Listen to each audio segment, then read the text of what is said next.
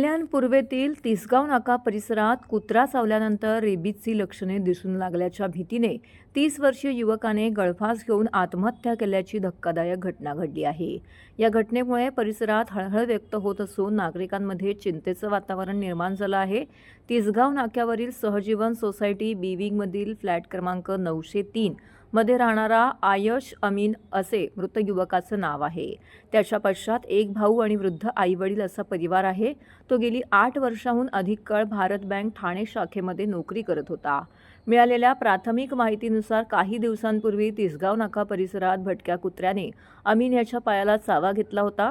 त्यानंतर केवळ एकच इंजेक्शन घेतल्याचं सांगितलं जातंय।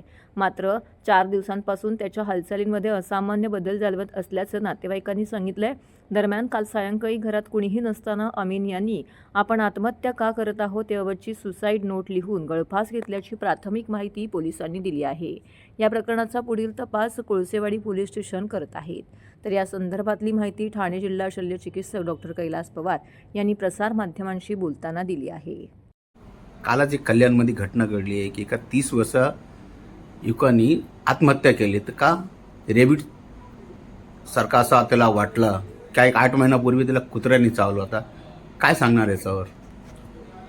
सर हे बिलकुल कुठले जस्टिफायबल नाही आहे कॉज। काय पर्सनल प्रॉब्लेम असेल काय माहीत नाही, आपण त्याच्यावर न बोललेलं चांगलं राहील। परंतु मी लोकांना याच्या दृष्टीने हे सांगू इच्छितो की कुत्रा चावल्याचा सगळेच कुत्र्यामुळे आपल्याला रेबीज हा जो आजार असतो तो होतो असं नाही आहे। रेबीज जर कुत्रा असेल आणि तो जर चावला असेल तर आपल्याला त्याची भीती असते, परंतु यासाठी पण जर वॅक्सिन प्रॉपरली घेतलं, आम्ही इम्युनोग्लोबिन किंवा ARS वगैरे इंजेक्शन लोकली देतो आणि जे वूंडच्या ठिकाणी पण देतो आणि जिथे IV पण देतो, इंजेक्टेबल माध्यमाने देतो। त्या याच्यामुळे आपण डेथ 100% अवॉइड करू शकतो।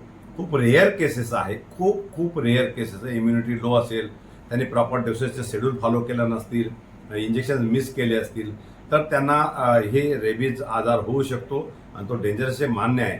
परंतु काहीतरी कोणीतरी सांगितलं की तुझ्या तोंडातनं लाळ येते, ते कुत्रा चावल्यामुळे तुला झालं। आपल्याला बेसिकली खरंच सांगतो एक सिरियस गोष्ट की आपल्या पिक्चरमध्ये बघतो की घोड्याचं इंजेक्शन दिल्यावर माणसं घोड्यासारखे बोलतात वगैरे किंवा ही करायला लागतात। काय त्याचं कारण आहे, ती एक एंटरटेनमेंटचं साधन आहे। असं कुत्र्या चावल्यावर कुत्र्यासारखा माणूस कधीच होत नाही।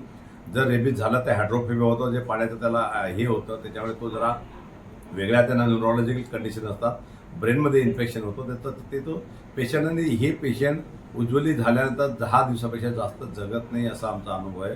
परंतु हे जर झाला तरची गोष्ट आहे, तर याला घाबरून कुठल्या तरी अँगलने कुठला तरी विचार करून कोणीतरी सांगितलं त्याची भीती, ते त्यांनी डॉक्टरकडनं जाणं, त्याचं काउन्सिलिंग करून घेणं। वॅक्सिनेशन्स अवेलेबल आहे मुबलक प्रमाणात ठाण्यामध्ये की आपल्या हेल्थ डिपार्टमेंटला सगळीकडे मुबलक प्रमाणात त्याचे वॅक्सिन्स, इम्युनोग्लोबिन अवेलेबल आहे। डॉक्टरचा मी रिपीटेड ट्रेनिंग घेतोय आता, कारण कुत्रा चावल्याचा प्रकार असा एक वर्षभरापासून खूप जास्त वाढलेला आहे। कुत्र्याची संख्या वाढते, आपण ते टीव्हीमध्ये बघतोय, सगळीकडे बघतोय। परंतु ठीक आहे, त्याच्यावर आता गव्हर्नमेंटच्या निर्देशानुसार महानगरपालिका असतील की आपलं डिस्ट्रिक्ट ॲडमिनिस्ट्रेशन असेल, त्यांची काही मदत करता ते सगळ्या दृष्टीने करताय। निर्विजीकरण असेल, बाकी सगळ्या ॲक्टिव्हिटी चालू आहे। वॅक्सिन्स अवेलेबल आहे, इंजेक्शन मेडिसिन भरपूर प्रमाणात अवेलेबल आहे।